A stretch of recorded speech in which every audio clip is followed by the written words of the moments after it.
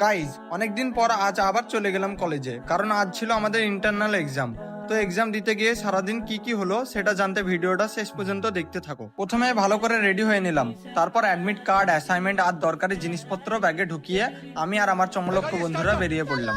আর এক্সামের দিন বন্ধুরা লেট করবে না এটা কি কখনো হয়? এক্সাম 11:30টায়, আর এদের বাড়ি থেকে বের হওয়ার টাইম হচ্ছে 11:40। তারপর শুরু হলো রকেট স্পিডে বাইক চালানো, আর কোনো মতে কলেজে ল্যান্ড করলাম।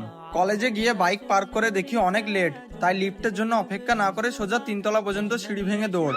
ক্লাসে ঢুকে দেখি সবাই আগে থেকে বসে আছে, আর আমরা লাস্ট বেঞ্চারদের মতো সবার শেষে এন্ট্রি। তারপর জানলাম আজ লিখিত এক্সামের বদলে অ্যাসাইনমেন্ট জমা আর মৌখিক পরীক্ষা হবে।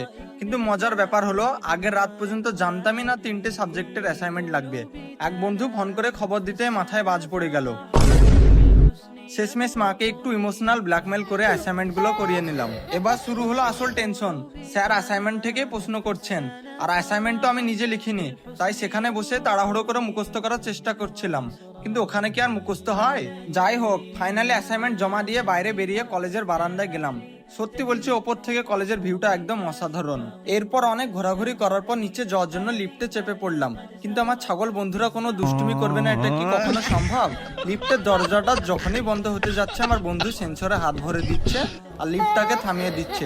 শেষে আমরা সবাই রাগে সবাই মিলে ওকে একটু আদর যত্ন করে দিলাম।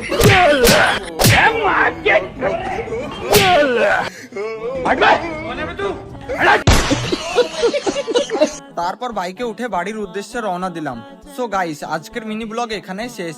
ভিডিওটা ভালো লাগলে একটা লাইক, কমেন্ট আর ফলো করতে ভুলবে না। দেখা হবে নেক্সট কোনো ভিডিওতে।